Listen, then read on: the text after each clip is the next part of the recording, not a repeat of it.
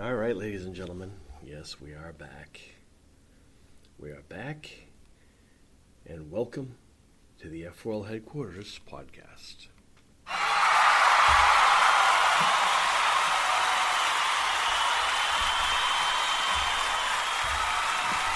Thank you. Thank you very much. Appreciate it. Thank you. Thank you. Oh, you're too kind. Well, folks, it's a new day. It's a new day here at the F4L Headquarters podcast. It's an all-new outlook, all-new life, and so forth. And, if I was anybody else, I'd probably be someone who would wait to tackle serious subjects until the end. But I'm not everybody else. I'm me. So I'm going to start here.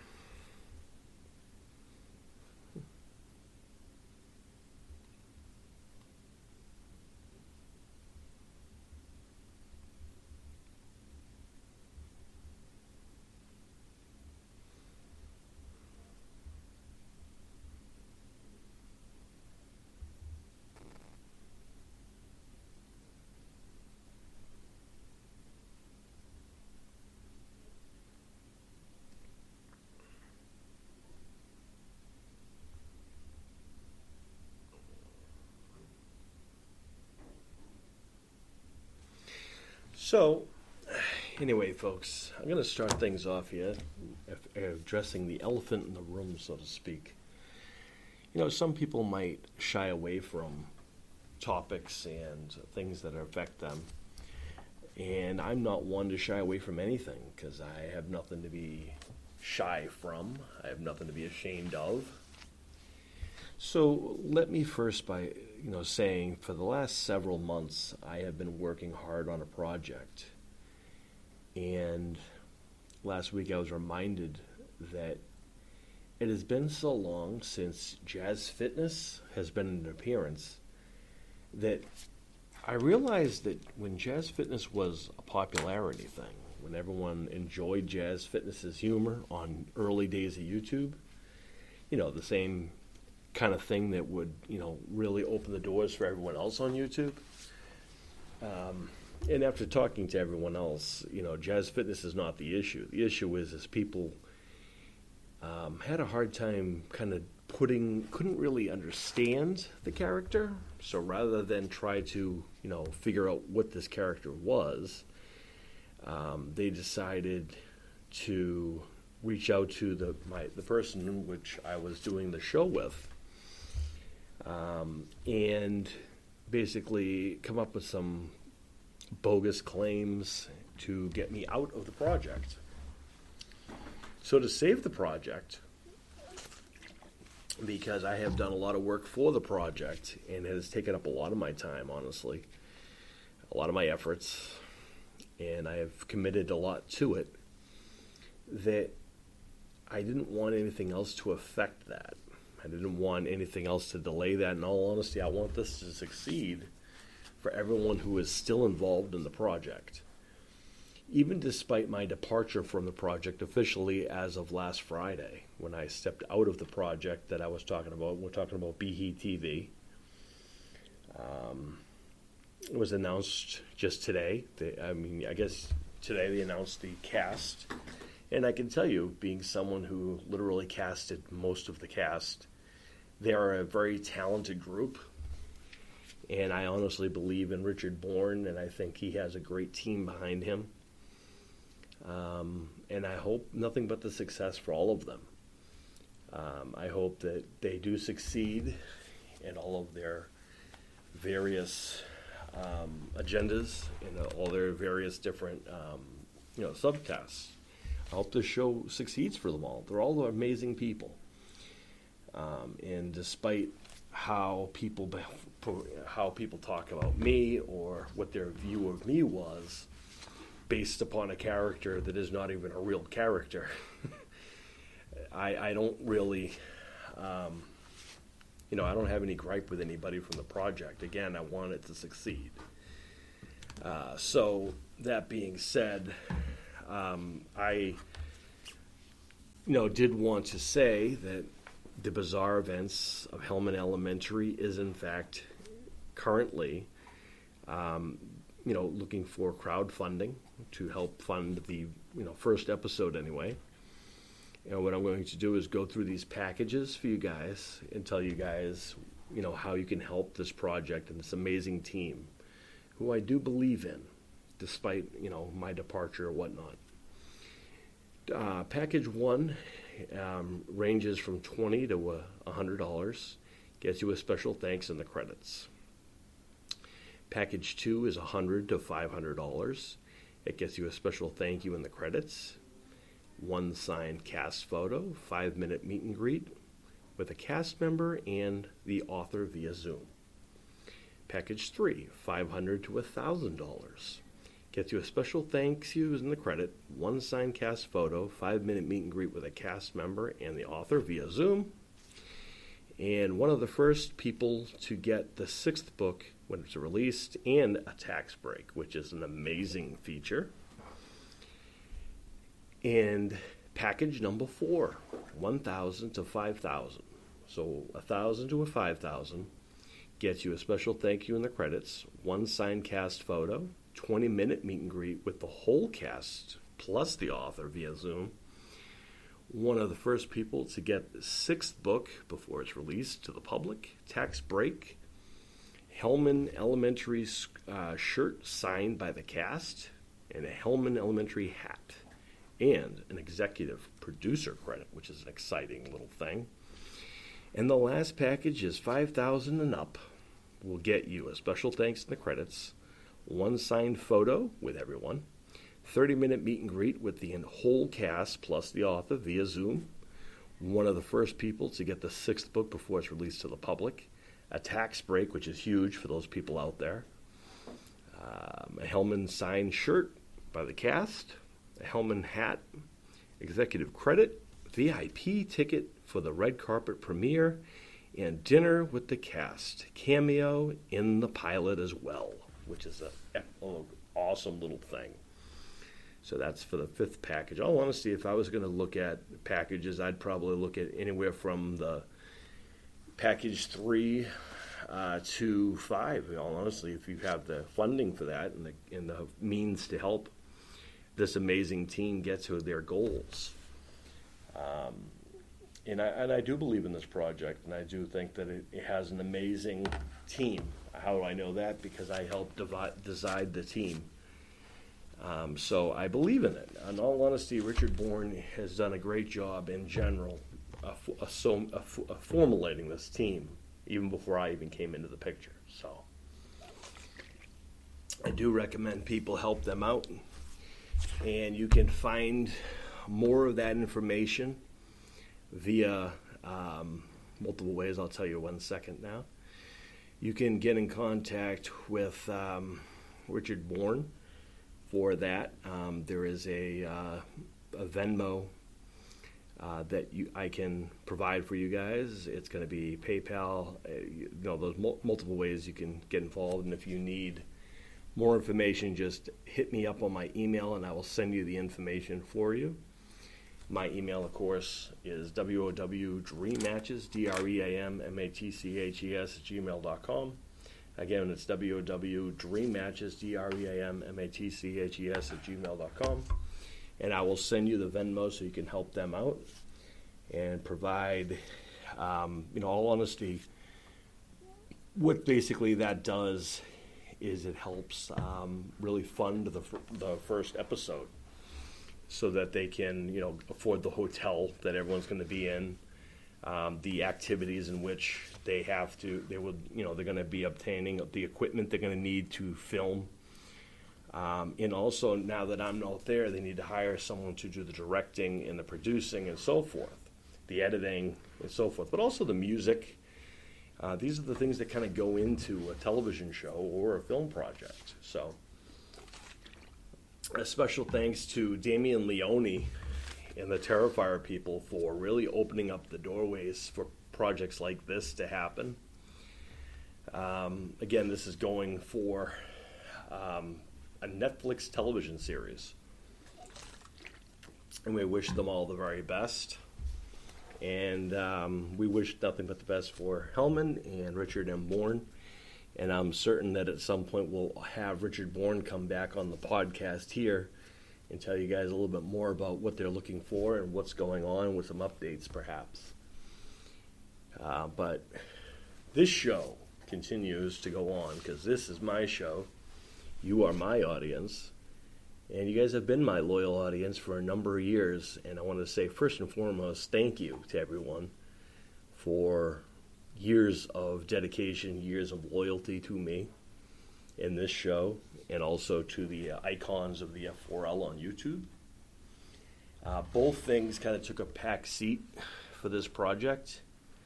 And I want to say that from now on, that'll never happen again. I don't forget the people who helped me get to where I need to be. When I started this podcast in 2020, which last month, by the way, was our 3-year anniversary on the icons. Our 3-year anniversary here on the F4L Headquarters podcast. And I barely got to do a show last month. And believe it or not, that does bother me because you guys deserve more. Especially since, a lot of my time was working on a project that I'm no longer part of. I feel like sometimes, we let our egos get ahead of us. And last weekend when, when Friday came around and everyone kind of found out, everyone kind of treated that way, and everyone kind of, saw Jazz Fitness last Thursday and scratched their heads, and rather than reach out, they did some bogus research and found some bogus information that I do have verification of the falseness of the reports, and I can't wait to share with you guys. I'm going to do that after this week because I have also sent a copy to Richard Bourne so he can read it with his team because I want there to be no surprises. In all honesty, I can't wait to, for him to read the same things that are fact. That the stories that were going around were just that, just stories. They don't make them real. What is real is the fact that 3 years on this show, I have dedicated my time, my voice, my knowledge, my experiences to helping others achieve their own goals and their own destiny, their own dreams, and whatever those may be. And I am very proud of the fact that in 3 years we've had people come on this show that have gone on to do bigger and better things, and I am very proud of everyone who has been on the show and everyone who has, done so great. And what's awesome is they don't forget me either. I don't forget those who helped me out. I don't forget those who are loyal. I do remember the ones who aren't as well, though. So, there's that. And, before I continue, you're going to hear me taking sips here and there. I wanted to give a shout-out to my fellow Monster Mania sister in arms, Allie. You know who you are. I want to say thank you to Allie, who is one of my partners in crime here one of my sisters in arms at Monster Mania.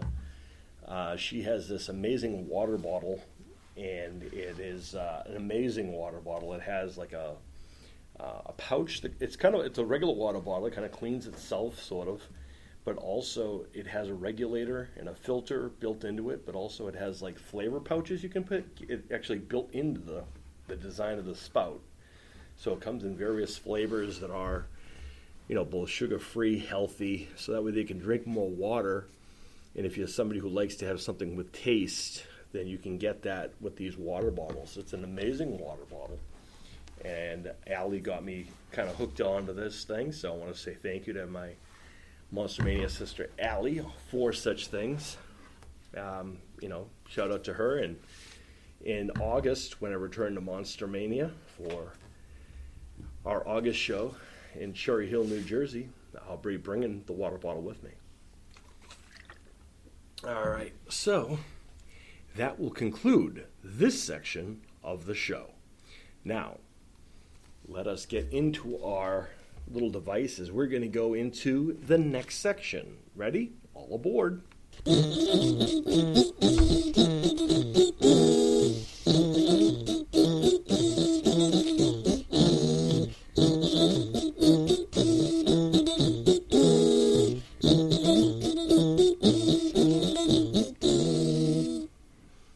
I think that's amazing. It's amusing anyway. Hello, okay, everyone. I am back. So now we've put that business behind us. Let's get into more important things. You know, one of the things I've committed to is being a film or television show critic. And I've been doing that for a little while, watching things and critiquing things and so forth. And, you know, in doing so, I have seen recently there has been this movement, this thing that's happened all of a sudden in the world of, I don't know, in the world of the critics, I suppose, where people are giving props to films and saying these amazing things about films or television shows, and then when I get to view these things for myself, I have to scratch my head and wonder, what are they watching versus what am I watching? Have you guys ever had this experience? Someone will tell you, hey, this television show, this movie, this music, this book is so amazing, and it has all this hype, and then you see it, you're like, oh, that's it? Well, recently, I've done a few film reviews. I haven't done any film reviews because I've barely done this show. And again, I'm happy to report and happy to announce that will not happen again. And actually, I want to make this official right now. Because it has been 3 years that I've been doing this show, I am very happy to announce that we're as of right now, we're going to have a regular scheduled show for you guys, but we're going to have 3 shows every week guaranteed. This is the first. As you guys know, Talking Tuesday will always be a thing, and that will be returning next Tuesday. Wednesday will be a thing, and then we'll have one show towards the end of the weekend, probably a Friday. And, you know, maybe it'll be a surprise show thrown in here and there, but I can guarantee you guys going forward after today, you will have at least 3 shows every week. Due to the fact that yesterday I didn't get to do a show for Talking Tuesday. Obviously today will be a show. Friday we'll have a show, and we'll have another show randomly thrown in there. Maybe over the weekend, just beforehand. Also, speaking of this weekend, well, actually, before I get to this weekend, I want to give a quick shout out to my cousin. Today is also a member of our Icons of the F4L roster. The leader of the Smooth Operators himself, Mr. KD Smooth himself. I want to say a quick happy birthday to my cousin Chris, who is celebrating his birthday today. Chris is probably one of the few relatives I actually enjoy seeing, spending time with. He's a tremendous young man who had a lifetime of potential. I believe in him. I think I believe in everybody. Honestly, he's probably one of the most loyal people in the family. There's not a lot of them in the family who are, so that says a lot. So to KD Smooth himself, you know who you are. Happy birthday to you, cuz. I'm proud of you, and may all your dreams come true as always. And we'll be getting together real soon to celebrate. So that way, that birthday thing is out of the way. But we're going to be talking about this, you know, doing these film critics today, or the television critics, the people who are giving critiques on other people's work. I've heard someone on YouTube recently say he didn't feel like he should be critiquing others' work because he knows how hard the business is. Okay. And he is someone who I respect. I think he was, I want you to hear this very carefully. He was someone who I believed in the most when it came to film critics on YouTube. He was usually the go-to guy because I agreed with a lot of the things that he said. And then he was going to make his own production, which I am proud of him for being a filmmaker. I am also a fellow independent filmmaker. But he said that he wasn't going to be doing like the edgy kind of critiquing of films. And to me, as much as I respect this individual, he's one of the best critics out there. And I do recommend you guys listen to him.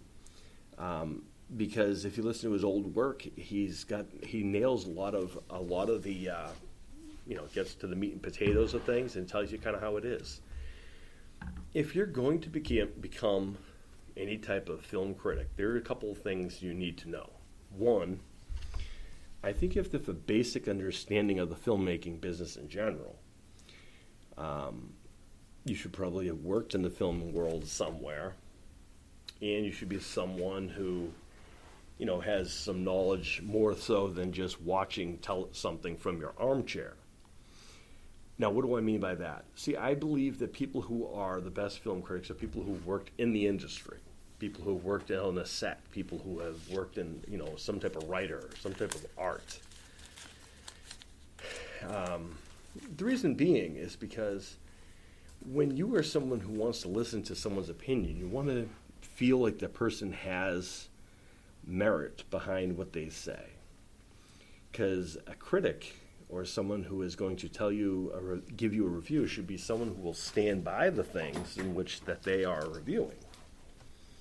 And I've seen an overwhelming lack of honesty with these people who are in my, I suppose, or shared in my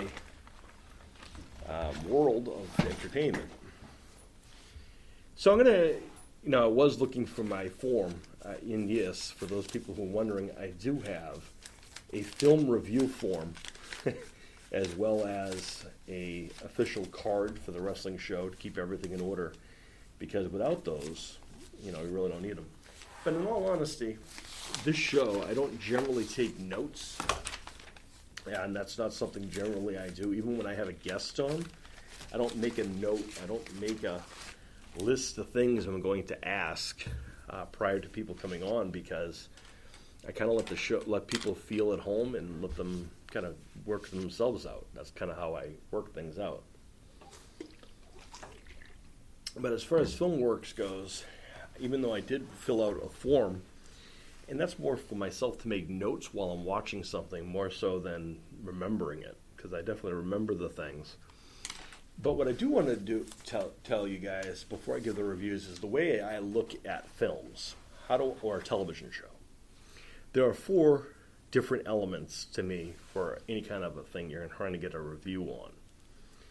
The first is the story and the believability factor, the plot, if you would.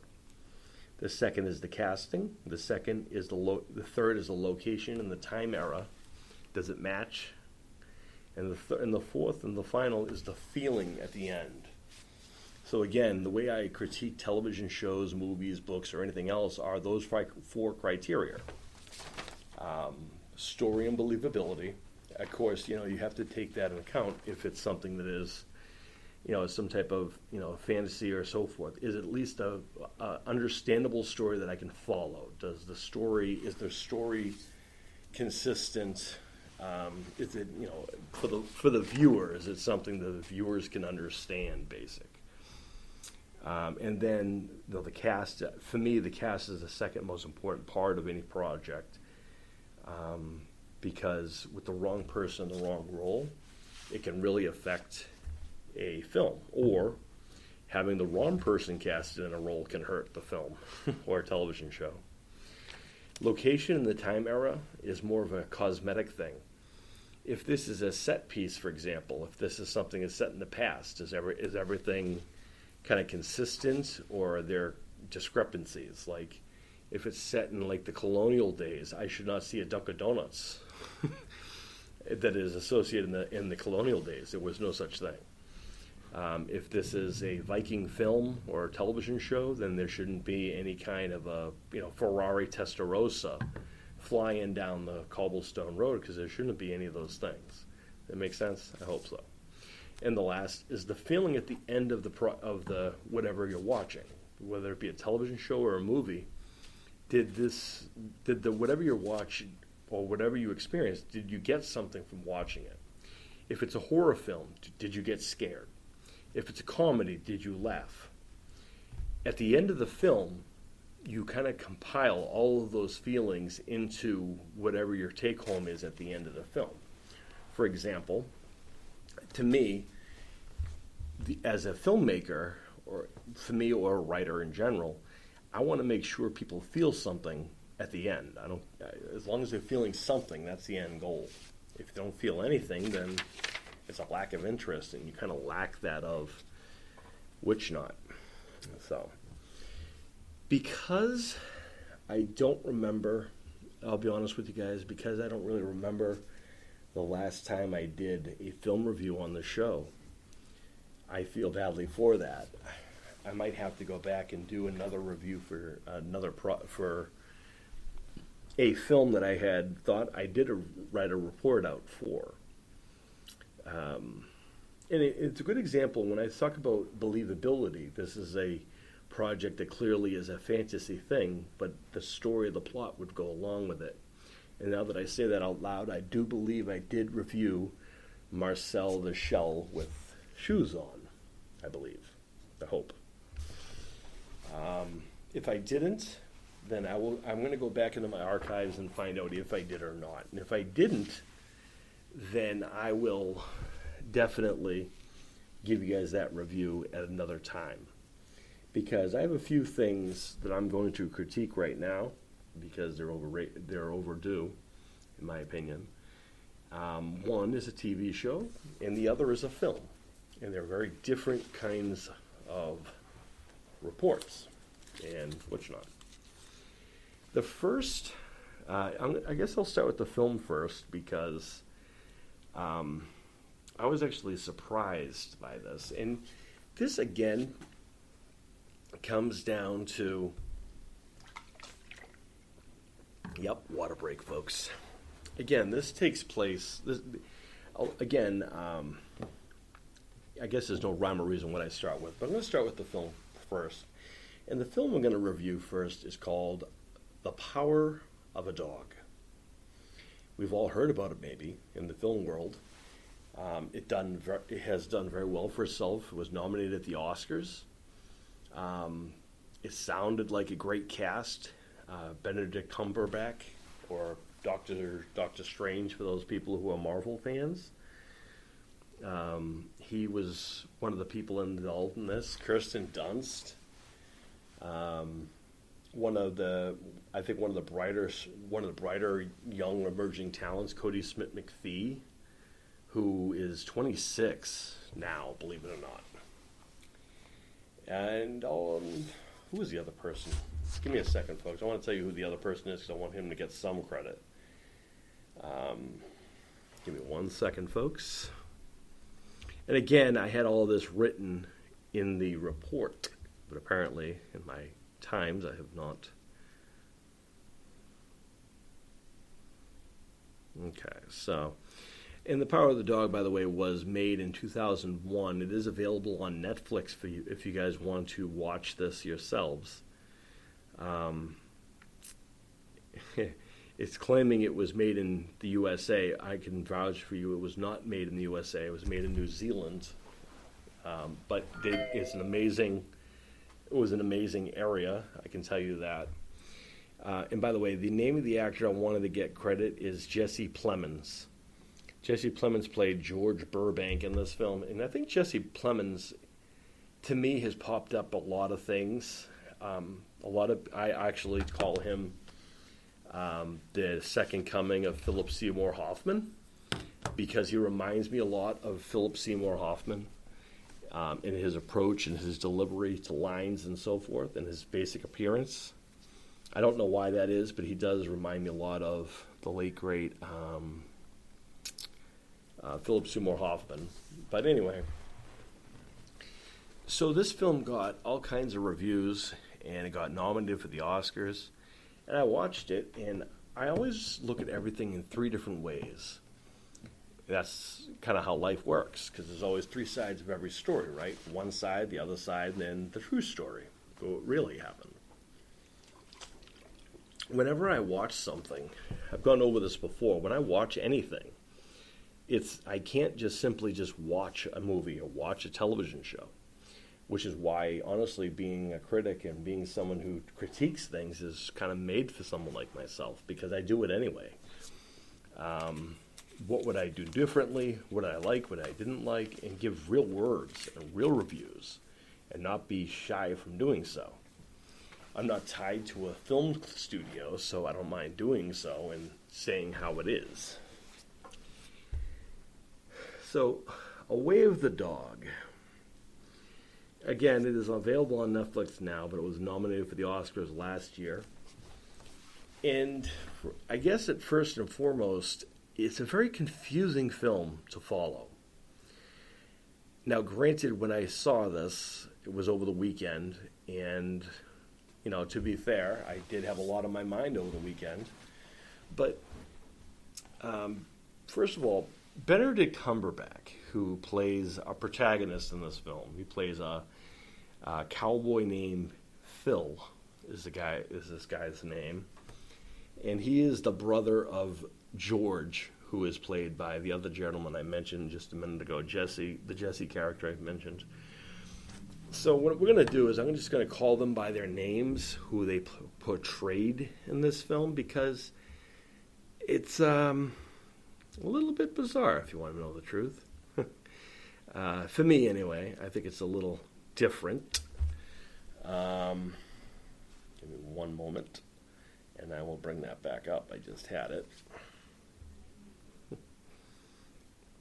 All right, so we're going to talk about the cast here and whatnot. So Jesse Plemons, again, who plays George Burbank, and Benedict Cumberbatch, who you guys know probably better as Doctor Strange, who plays Phil Cumberbatch. Now, Phil is supposedly a villain in this movie, and supposedly he is a nasty cowboy who kind of is a rough ranch hand, and he's kind of this is set in supposedly Montana, apparently, in like the early 1900s. So it's a cowboy film. It's a Western. Cody Smith-McPhee plays Peter Gordon. And Kirsten Dunst plays Cody Smith-McPhee's mother. So, do you remember when I said casting to me is everything? Now, I'm going to be showing my age because I remember Kirsten Dunst when she started acting. I think one of the first things I saw her in was Interview with a Vampire. I think that might have been her first role. I'm not 100% certain. It was a very adult role for such a young actress, and a lot of people raised their eyebrows with that performance because of that alone. Of course, she would go on to do other roles in other, projects. But Cody Smith-McPhee, granted, he really kind of became kind of on the radar of film in maybe the early thousands. He was in things like Let the Right One In, the remake of Let the Right One called Let Me In. And he's done a lot of various different artsy kind of projects. That seems to be what he really enjoys, is these kind of character pieces, really. Cody Smith-McPhee, I think, is one of the most underrated actors, maybe, in his age group. But I would almost guarantee that, in this film, Kirsten Dunst is playing his mother. And my thing about it is, how old are we claiming that she was when she had him? And there's nothing about that in the storyline. The fact that she is basically a woman who's a frontier woman, kind of, who has a bunkhouse. Back in those days, it was very customary for someone to have like a big home, and you would have like cowboys or ranchers or Confederate soldiers or whoever, or soldiers would come by and kind of stay the night, and they would pay to kind of like what we call a bed and breakfast now. They were kind of doing that on a regular basis back then. So it's kind of it's this, the whole bed and breakfast thing has been going on for years. In all honesty, it was kind of built on these kinds of things. People would have an extra room, and whoever was just passing through, cowboys or drifters, would stay the night. They would normally get fed. Usually a shared environment, much like I said, a rooming house or a hostel or what we call a bed and breakfast, as I mentioned earlier. But so she's supposed to be a widow. Her husband supposedly died. We don't know any of that backstory until later in the film, where her son, Cody Smith McPhee, who's playing the part of Peter, her son, tells Phil, who's supposedly the villain of this story. Supposedly, I guess this film is supposed to have, according to what the description is and whatnot, it's portraying this Phil character, Benedict Cumberbatch, as the villain, that he is torturing and traumatizing these people. In seeing this film, I don't understand where they're talking about. I've seen the film, and he strikes me as a person that would be like that rugged, every man's man kind of a cowboy kind of a character. He's rough, he's gruff, he's kind of a mean-spirited guy sometimes, but when you really think about those early cowboys, you think of someone who's rugged and tough and whatever. But I think what the interesting thing is, there's a hidden underlying tone that he may or may not be hiding something that was not as common in those days that it is now, something that was not socially acceptable.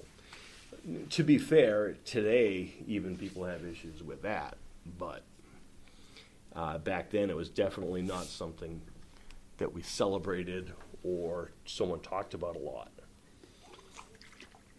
So what we're supposed to believe is that this guy is somehow traumatizing the woman and her son, supposedly. Again, in seeing this, he seems like your common, everyday kind of cowboy, a rugged kind of guy, and I mean, he does, the gruff things, and being someone who worked in that field.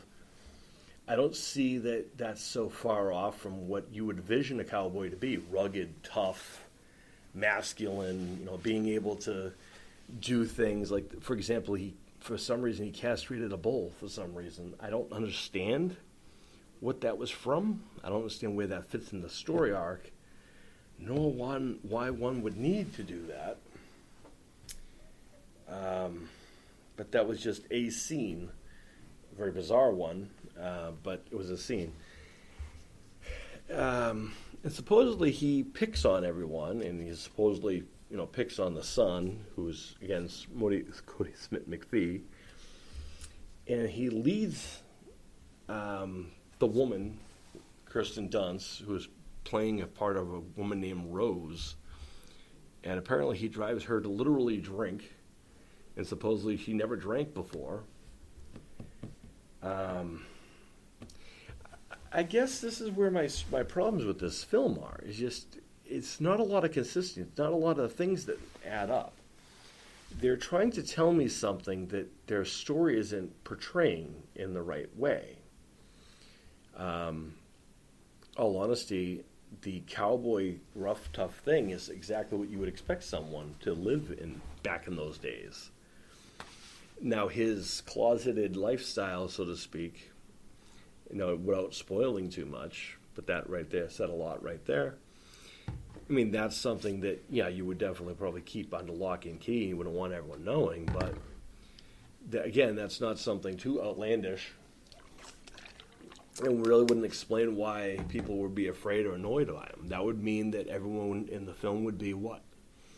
That would mean that they were judging him because of that? Is that what we're supposed to believe? Are we making a villain out of him because that people have those speculations that he is in the closet? And if that's the case, is he really the villain? If they're all judging him based on that, and that's why they're traumatized by him, So the story in the show, the movie, just kind of progresses with just these weird non-vocal parts, there's no lines, no dialogue expressing what we're supposed to know as an audience. There's one point where she is playing the piano, he's playing the guitar upstairs, or whistling, and for some reason that affects her somehow. How? How does this affect you? But I guess that's just me. That's the little nitpicky thing, I suppose. And then as the story goes on, all of a sudden, this Phil, the cowboy, ranch hand, or whatever, befriends the son who comes back out of college somehow. Again, I'm confused about this whole thing. So, if this is set back in the 1900s, in all fairness, and then watching this film, I can tell you that this practice didn't happen because I watched it. If, in fact, she was a widow, which she was portraying a widow, Kirsten Dunst was, and she was a single mother. In that being the case,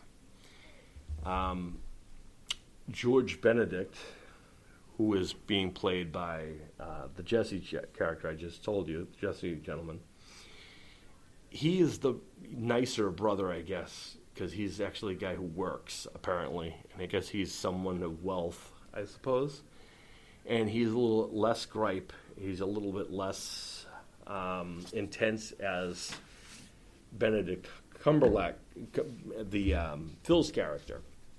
The Phil character. Phil character, again, is supposed to be perceived as the villain, as the one who's tormenting everybody.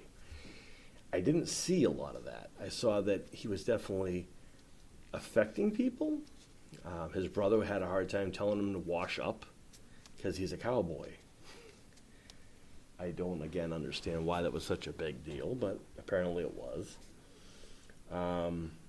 And just a lot of unsaid things that just didn't make a lot of sense to me, why everyone was so annoyed by this gentleman who didn't seem to have any other thing other than doing what those people would do. They rope cattle and they slaughter the cattle and they do all the cowboy stuff that cowboys do. That's about all that I could say about that. But supposedly this George character being played by the George character comes in and basically marries the mother, marries Kirsten Dunst. And that's, supposedly Phil, is upset? His brother got married? What does he care? He's his brother. And if he is supposed to be closeted, so to speak, why would he care that his brother's is married to the woman? He's not into the women anyway, if we're supposed to believe that's the story arc, right? So you scratch your head thinking of that part, but what really gets me is in this time period, and by the way, in case you haven't noticed, I'm basically breaking down my 4 criterias into this one review for this. So I've already gone through the storyline and the plot, which is hard to follow. Doesn't make a lot of sense. It's kind of all over the place. A lot of unanswered questions, a lot of missing dialogue, things I guess they're expecting us to figure out. The casting, I have a hard time believing that Kirsten Dunst can be Cody Smith-McPhee's mother, considering I don't believe she's that much older than Cody Smith-McPhee. I'm sure that she is. I just... I have a hard time believing that she's this, pioneer woman living with her, teenage son in the middle of nowhere. And as far as the location and the era, that's kind of where I'm kind of at where we are right now. Where if this was the 1900s and even the older days, it was actually a customary thing that if you had a son or kids beforehand and you were going to marry a widow, or someone who had children, you would ask the children's permission or their blessing first, much like it was old tradition that you would ask if you were going to marry a woman, you would if you were a male, you were expected to ask the father for the hand of marriage. That's an old tradition, and it's an older tradition than that. So this didn't take place. I never saw any kind of an interaction between George and the son at all prior to I guess him coming back, Cody Smith McPhee, I don't know where he went to. Supposedly he went to college to be a doctor. There was nothing about that in the dialogue. How would I know he went to be a doctor? He was there and he wasn't. And then he was there again.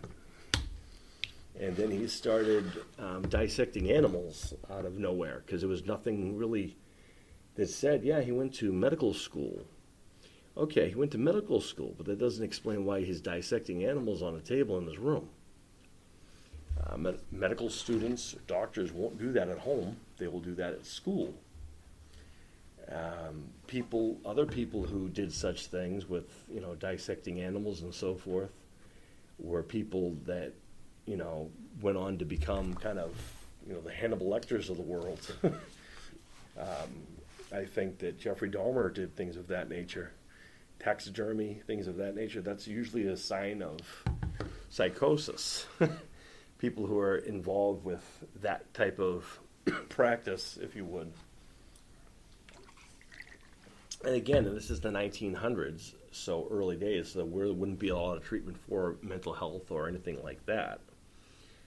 But in seeing someone's review of this thing, we're supposed to know that he went to medical school and that he has some type of superior learning, a superior intellect. There's no evidence of that in this film. That Cody Smith McPhee is smarter than everyone else in the room.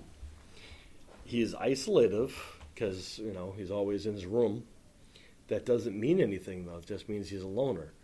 The cowboys give him a hard time because he wears very feminine type clothing. And again, if you're going by that time period, that's probably something you would see on a stagehand or in that era if there was such a thing. But that was a rare thing to have such a person kind of behave that way. So really that would be as horrible that is. And again, I'm someone who believes you should always treat people with the same respect you treat anybody else with. It doesn't make it good or bad. But in that time period, what they would do, what they see as just simple jeering, would be considered today bullying, really, is what they did. But in the same sense, there's nothing saying that he was this, genius young man. So then when Phil, played by, again, Benedict Cumberbatch, and by the way, if anyone ever wants to see more of Benedict Cumberbatch than they ever wanted to see before, I can recommend this film. A lot of unnecessary graphic visuals, if you would. Yep, visuals. A lot of graphic visuals. Thank you very much. Appreciate your petty laugh. You guys know what I meant. But yeah, I don't really understand why there had to be a lot of that. Not just in one scene, but in two. And then there's this storyline where Benedict Cumberbatch talks about his mentor who trained him to be the cowboy he is. I don't see what relevance this has to any part of this story arc. This person, gave him a hard time, he bullied him, and now he's a rough or tough cowboy? In this time period, in this era, this would be kind of something common, in all fairness. I don't necessarily think that you needed an excuse to be rough and tough and be a cowboy and behave the way that Phil did. In all fairness, the George character, the brother's character, being kind of nonchalant and kind of light, that's kind of not as consistent. He had more of the mentality of like a banker or someone who is into kind of a lawyer kind of a thing, where, Phil really just fits the kind of story arc for a regular old cowboy. So my final review of this film at the end of the thing is the final feeling. And the final feeling at this whole thing is just confusion. I don't understand what I watched as long as I did. I don't see what everyone else is seeing. I'm missing the outstanding performances because there was a lot of dialogue that probably should have been there that wasn't. And there was scenes that didn't need to be there that were. There was one person who sat there and talked about the same scene I was seeing, but in watching the film, that's actually not what was portrayed in the scene. So I'm curious, what they were watching, because, for example, the young man, supposedly a medical student, and someone tried explaining that he knew that Benedict Cumberbatch's cut that he got would get infected. He pointed out the fact he got cut, and are you okay? And he offered to help him. So if that was the case, he wouldn't have offered to do such a thing. So I don't know what film that particular critic was watching, because that wasn't what I saw, because he definitely asked him.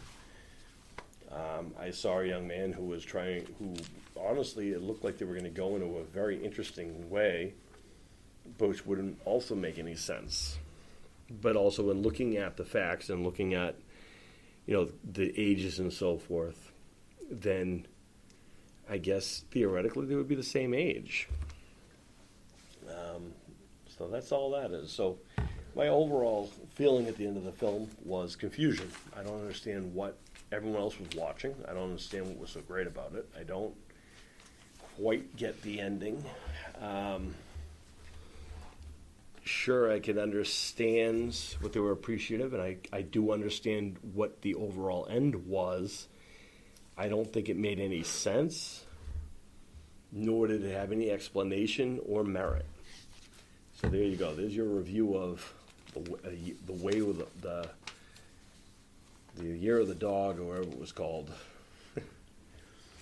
It's called The Way of the Dog. That's the name of that. And it was apparently a Bible reference, which is where they get the name from. There you go. It's a Bible verse. Anywho, let's get on to a TV review, shall we? Changing the subject from that to Sweet Tooth, Season 2. So Sweet Tooth Season 2, what I did, much like I did for Cobra Kai, which is coming up, the final season coming up soon. Sweet Tooth, by the way, has been green-lighted for Season 3, by the way. Just thought I'd spoiler alert on that end, and congratulations to everyone on Sweet Tooth team. So this Season 2 was a little dark, I got to be honest with you guys. Season 1 was really where we get to meet some of the characters, the key features of what the story series is going to be. For those people who are not aware of Sweet Tooth in general, we're not talking about the video game character from Twisted Metal. Nope, this isn't about a clown. This is actually about Gus, who is a DC character, ladies and gentlemen.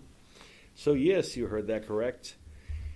Sweet Tooth is probably one of the only DC television series that is still going on, that has been okayed for another season, and that's getting the green light over things like, any of the other DC projects that got axed. For example, the new Wonder Woman movie, and several other DC projects that have failed, quit, got discontinued. Green Arrow, a slew of others. But Gus, Sweet Tooth, has been created for a third season. So basically, to give you guys a synopsis of what this is, so we're in we're in yet another apocalyptic time period, where instead of having zombies interacting the world, we now have a virus, which I got to tell you, I was so not wanting to any part of this whole thing because of this. It felt like propaganda for the whole 2020 thing, and if it wasn't for the fact of the amazing acting, performing, and all of the other elements, the fact that there is this airborne illness that is everywhere that is threatening humanity, that really annoyed me. Because we don't need to be reminded of this on a regular basis. People have overcome a lot of that. I'm not saying we're out of the woods yet. I'm not saying any of those things, but I am saying that we're all smarter from it. We should be anyway. And I'm not afraid of it. Never was. In all honesty, a lot of people let that affect them so much so they put their goals and dreams and everything else on hold. I won't let that happen. So that's actually how I started this show, because I was tired of everyone complaining and whining and crying about what they couldn't do. And I wanted to prove the things that they could. And that's how this show started, by the way. Give people some good news for a change, which is why I do the show. Anyway, let's get back to the key at hand. So we're going to be reviewing Sweet Tooth Season 2. So, again, in an apocalyptic world, to catch people up to date with the Sweet Tooth character, he is basically a hybrid that was created genetically in a lab. And he was protected by a person he believed to be his father. And he comes to find out in Season 1. And again, go watch this, people. So, because we're talking about Season 2, spoiler alerts for Season 1, I guess. But we come to find out that, maybe Papa wasn't Papa after all. Papa's actually the gentleman who saved him. But you know what? My uncle once said, it was my uncle who once said that it's the people who take care of you, who care for you, who feed you, who clothe you, who are your parents. Those who take you under their wing, take you into their home, takes care of you, clothes you, feeds you. Those are your parents, regardless at the end of the day what they want to be called or whatnot, or how you want to be visioned.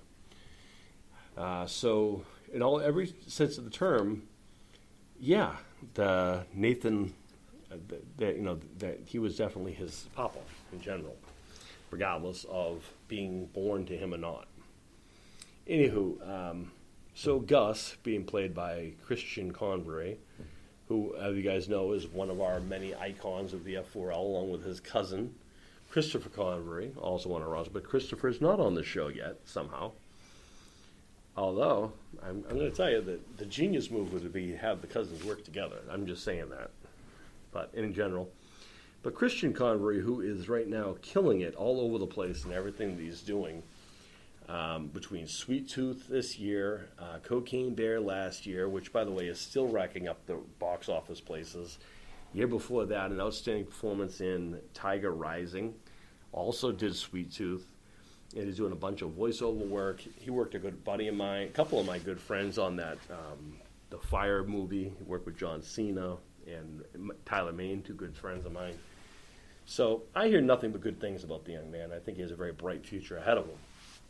So he has a lot of weight on his shoulders because, all honesty, when you have a show like this and the show is based upon the character, who is Sweet Tooth. Gus is his actual name, and Sweet Tooth is what everyone calls him. An amazing cast is first and foremost. I got to say, one of the things I think is really refreshing is they did a good job with getting people you maybe not have seen a lot of. I'm okay with not having the huge, big, blockbuster names, because I think that takes away from the story. I think it takes away from the project if you're banking on whatever the cast person's name is versus the actual story involved. But anyway, the Season 2 is really Gus and his friends of other hybrids like himself, which are, basically half animals, half people, which they call hybrids in this environment. While humans are getting sick with what they call the sick. That's the name of the virus, the sick. I'm telling you, the lack of creativity there is just dumbfounding. I don't enjoy that part of it or that element. In all honesty, that whole sick part of that, honestly, I could do without any of that as part of the show going forward. But I know it is going to be kind of, what it is. I got to say, there's a few issues I had with this Season 2. One, again, I'm tired of hearing about, the virus and the sickness and all these things and all of those things that affected so many people. So I'm already taken out of anything that has to do with any of those things. But when it comes down to, the actual performances by the other parts of the story arc with the, these as they call them, the hybrids, being locked away like animals and being treated as such rather than, common people or people with differences by people who are quick to judge them and ridicule them and blame them for society falling apart, when in reality it's humans' fault for the decay of man, so to speak, which is the underarch. So I think the cast did a pretty good job here working with what they had. I think everyone did a good job as far as, being true to who their characters were. I think that, Big Man did a great job in that. Of course, hold on one second here. Give you guys a rundown of these amazing cast, because they deserve their own little thingies.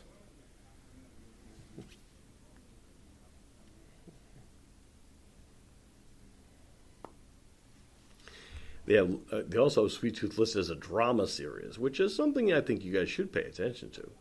Because, in all honesty, Sweet Tooth is kind of more of a serious thing than a drama, so to speak. It is not necessarily your comic book film that you would probably associate it with. It is not a Marvel film, as it is a DC character. It's Gus. The cast. The cast did a really good job. In all honesty, the cast is probably the best part of the whole thing. You can see that the cast and crew obviously care about each other. They have a trust in each other. And I also like the fact that, again, they pretty much got a bunch of people who maybe aren't necessarily household names yet, but I think they did a good job in that. So, Nonso Onozli, I hope I'm not butchering that poor gentleman's name. Oopsie. Back there. Terrible.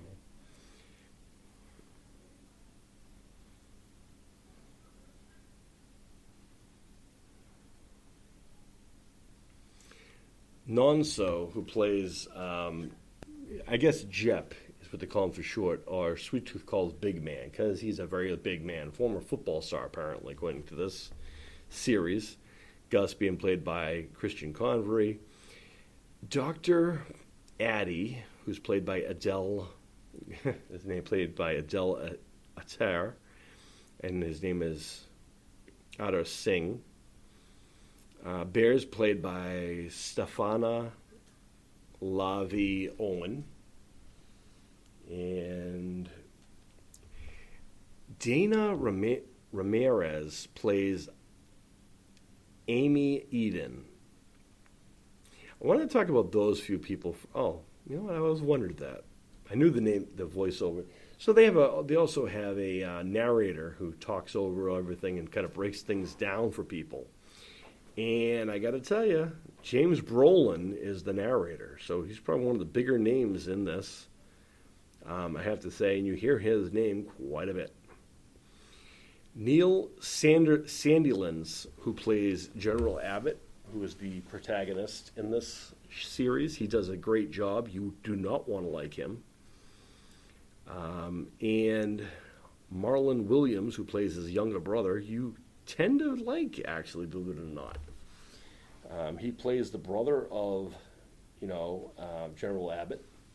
And generally speaking, anyone who's ever had one of those kinds of story arcs, or one of those people where you get compared to your brother a lot, that's kind of what you would expect there. But I got to say, out of all of this cast, really, the performance by Christian Convery,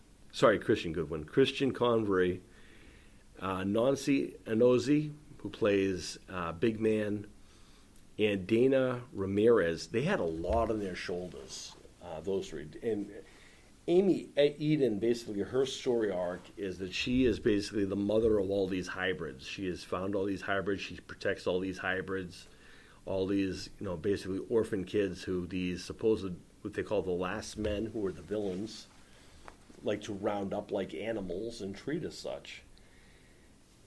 And I got to say, the Dr. Addy, I'm not overly fond of him because I think he brought a lot of unnecessary nonsense into the whole thing.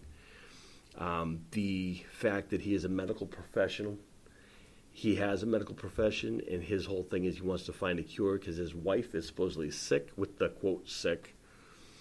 And he's just kind of a pathetic character to me. I don't like his involvement, again, because I don't like the sick component. In all honesty, whenever he was on it, I was taken out of the story arc. And I got to say, Stefana Lavi Owen, who plays Bear, she's a young lady who is a human who actually goes out and protects the hybrids. And her story arc is that she is looking for her sister, who is a hybrid. And she basically forms with a bunch of other kids her age or other people to also help the children, kind of like a apocalyptic version of PETA, if you would. Only they actually will do stuff, and they protect the hybrids whenever they get involved, and they go to war for them, literally and whatnot. So there's a lot going on in this season 2. A lot of story arc, a lot of trust issues coming up, a lot of people changing roles. We had a swerve where, the brother turned on the other brother, which I think anyone would have saw that coming from a mile away. It was a slow burn, but it was a burn nonetheless. I think the Ramirez did such a great job portraying the mother. She looked and acted like a mother would. You felt for her in the scenes that she was looking for, and again, the gentleman playing Big Man did a great job because he cares for Gus, and he's supposed to be portraying the fact of he is the macho big man. He is one of the biggest men in this whole series. Literally, that's why he's called Big Man. I think it was an overall. See, whenever you're going to judge something of this nature, clearly we're talking about the apocalyptic future. So that is not a believability thing because it's not here yet. But what you have to understand is when you're going to do a film or a television, when you're going to critique something, you have to make sure you look at the right angles. So if I'm going into the project knowing that this is apocalyptic future, then at least I can. The fantasy world, you can understand that you're expecting to see fantasy stuff. You're not going to be seeing things based on fact. You're not going to see a lot of actual medical things being portrayed and not a lot of facts being thrown around. So there's those types of things. So overall, it's a good cast overall. The story arc is pretty consistent with the source material, with those people who have never read Sweet Tooth, the graphic novel. It is a pretty decent one. It is not your common Batman or Swamp Thing or Superman, but he is in the same universe as he is a DC character.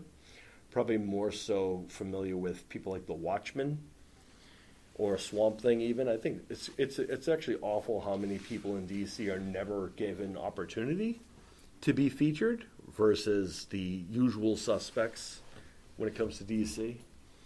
I mean, they're planning another Batman movie, another Superman movie, and we haven't even had a Martian Manhunter movie. We had the only time we had a Swamp Thing movie was way back in the day, and that was treated as a joke. There was a Swamp Thing TV show that barely had any kind of a press.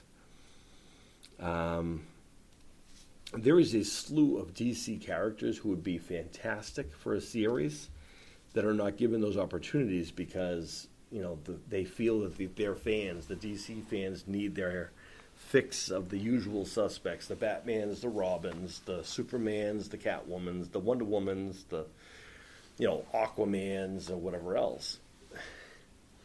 I think that the Green Lantern was a good example of how you can take a character who is one of the founders of the Avengers, of the Justice League, and just make a snooze fest over it. Ryan Reynolds, who went on to have more success playing a Marvel character in Deadpool, would even tell you that his portrayal of the Green Lantern was nothing to write home about. But you also have to understand that was like Ryan Reynolds' third time playing playing a superhero, or in the Marvel universe. Actually, his third time playing in the Marvel universe, as he first portrayed the Deadpool character in the X-Men movie that no one likes to talk about. But even prior to that, he was in, I believe Ryan Reynolds was also in the Blade movies, one of the Blade movies anyway, and if that being the case, that is also a Marvel character, for a fun fact. So, maybe that's it. But, in general, I think what Sweet Tooth does, and one of the reasons why I think this can, flourish, is because people can take it away from the comic book realm out of it. People who read the graphic novel know that it is a graphic novel. People who don't know it's a graphic novel but like the television show can appreciate it for that. From what I've read in the source material, it is pretty close. I'm not going to lie to you. It is a pretty close representation of what it is. Even more so than, say, The Walking Dead, when that was adapted. But also you have to realize something here. When you talk about a series that is adapted from a graphic novel, much like The Walking Dead, probably one of the most successful modern-day things that we could talk and compare it to. Walking Dead just wrapped up 10 or 11 seasons of The Walking Dead, and they went so far off the original source material that they now have several breakout of their own brands of The Walking Dead, which were never in the series. So you have to understand, people, that whatever they decide to put together is not necessarily going to be something that's going to go all over the place and going to be long-term, I guess you'd say.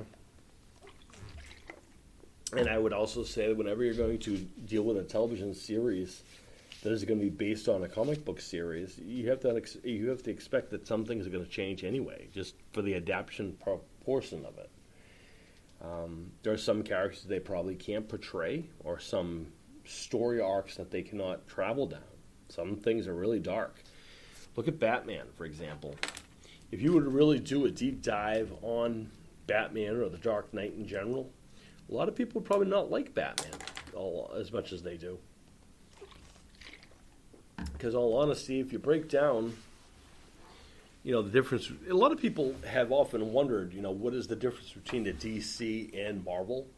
And what are the kind of the calling cards? Is there a way to really tell?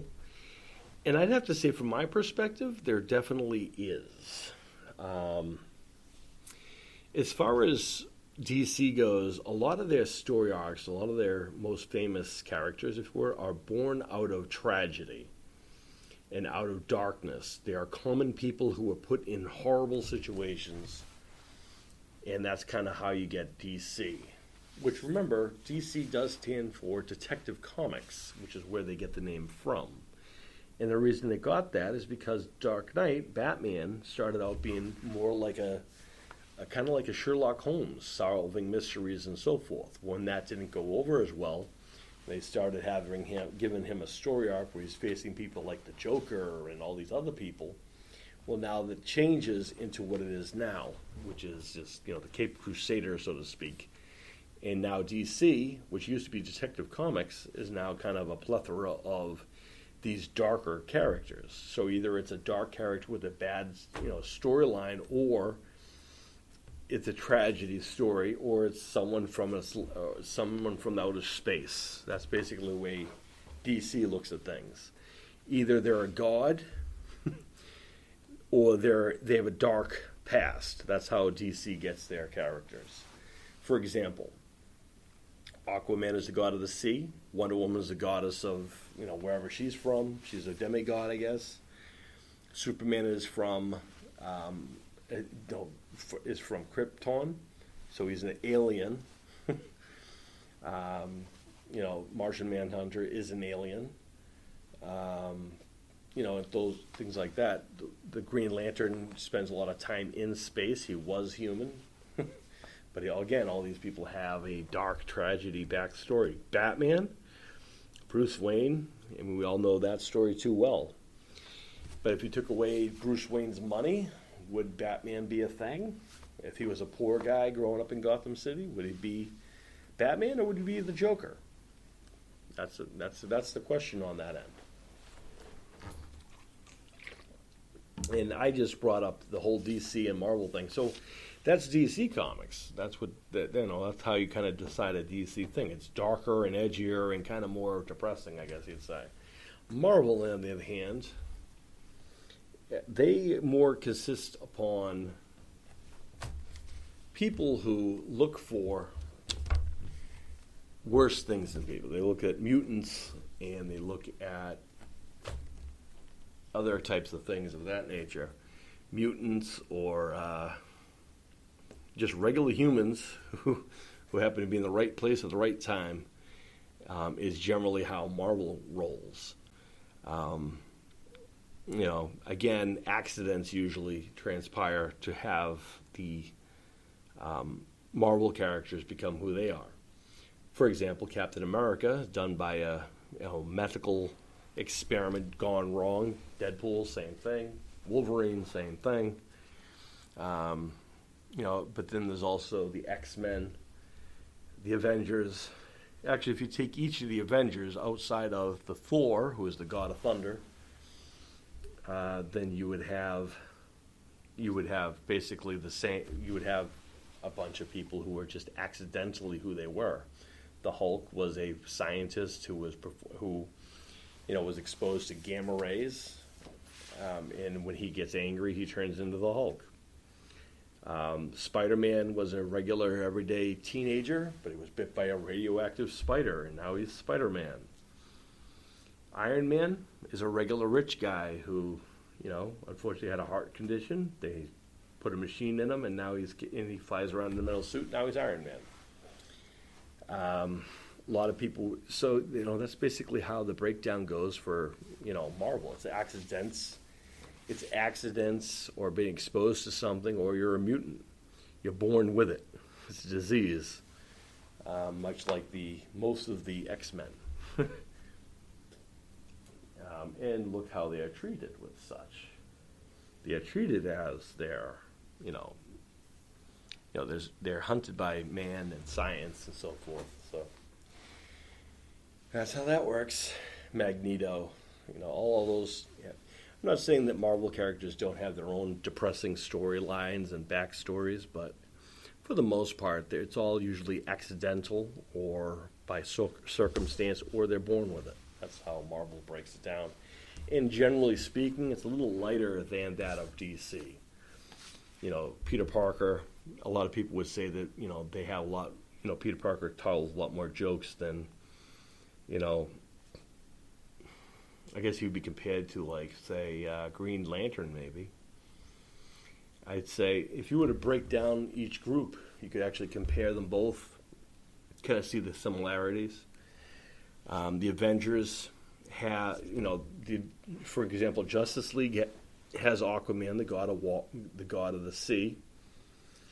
That's what Aquaman's thing is. He's the god of the sea. He's some type of relation to the god of the sea. Versus on the Marvel side of things, you got Thor, who's the god of lightning or thunder. Captain America, who is a regular everyday person who unfortunately was given some type of serum during the World War I, then frozen to be released in modern time, and now he's Captain America. Well, flip side of that, on the other side, the person compared to that would be Superman.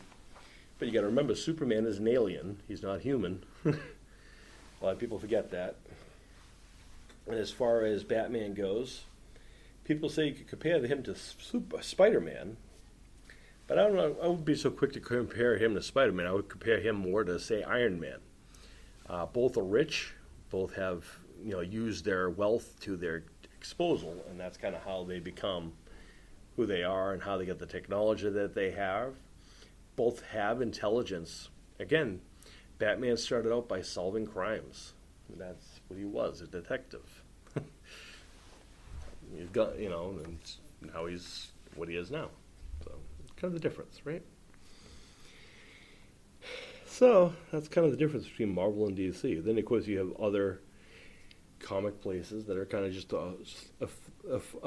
there's tons of comic book vendors out there in the world, but I think those are the two names that a lot of people will, go down in history knowing the two. Are you Team DC or are you Team Marvel?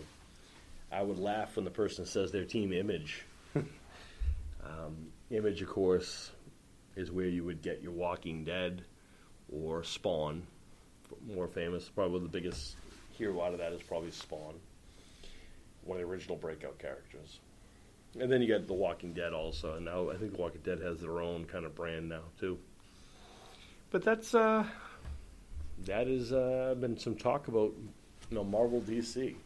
Sweet Tooth, to go back to the series that we were reviewing, is just a variation of a DC character and a DC storyline.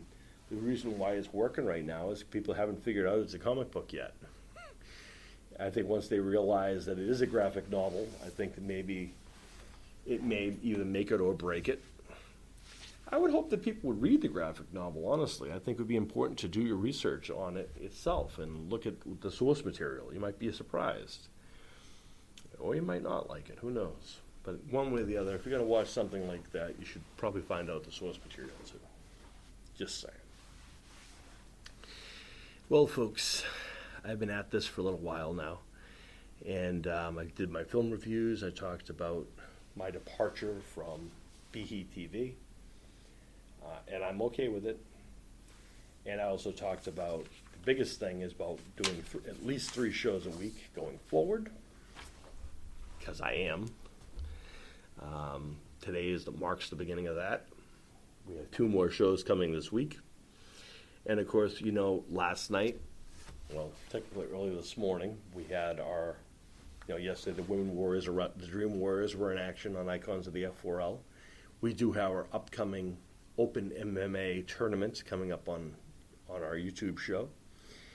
And what I'm trying to do basically now is find out if I'm going to announce kind of the matches here on this here, or if I'm going to do it onto the YouTube channel itself. Now, granted, they're both on the same, so I guess it doesn't really make sense, make it matter, really. But the other thing I wanted to say is I'm very excited because I'm going to be starting to bring some of our former guests back on in making up, celebrating our 3 years of being on the air. I did reach out to our very first guest, and how many people knew who that was? If you said Michael Fishman, then you would be correct. Michael Fishman, first guest here on the Icons of the F4L all-new show.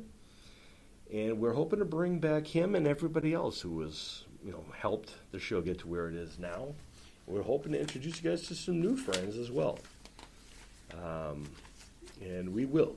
And don't worry, folks, I don't forget where I come from or the people who actually care and the people who actually have spent time and went out of their way to reach out to make sure I was okay. So to all of those F4L, I want to say thank you, guys, especially Jaden Brooks. I guess a throw out there. Jaden Brooks was very helpful and reached out pretty quick when he found out what happened and felt bad. Genuine human being.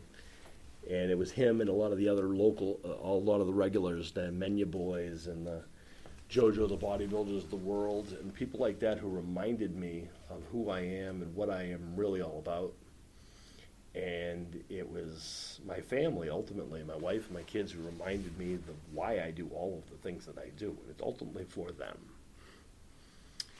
So that's what I can't wait for. So before I wrap this show up, which is what I'm doing now, I want to let you guys know I'm going to be doing a special Mother's Day edition for Thursday, Throwback Thursday, as we're going to be celebrating Mother's Day. And I'm going to be talking about some fun mom stories. Maybe I'll have a guest on, you never know. And something I'm going to try to do is, before the end of this month, I'm going to have one of our many mothers out there in the world come on the show and have them talk about what it's like to be a mom today in society. And then in the flip side of that, next month, I'm very excited for this. I'm going to be bringing on a plethora of people, my fellow awesome dads, to come on the show and talk about what it's like to be a dad. I think a lot of the time dads are kind of not thought about as much as moms are. Sometimes we do that to ourselves, but for me, my kids are my life. So I look forward to having fellow dads on the show and having a couple moms on the show for here. And also remember, folks, whoever raises you, takes care of you, supports you, those are your parents. That's your family. And if you're in an environment where you're not getting those things, I do urge you to search for it. There are people out there who will care about you, who do love you. And never feel alone, because there's always someone out there for you. So remember that. Remember, I believe in all of you guys, and I believe everyone is capable of achieving everything because, well, look, I did it. And if I can do it, you can too. So that being said, I am the F4L icon, Sean Jazz Stevens. This is the F4L Headquarters podcast. I hope you guys had fun, and I hope you guys are excited for Thursday's Mother's Day Spectacular.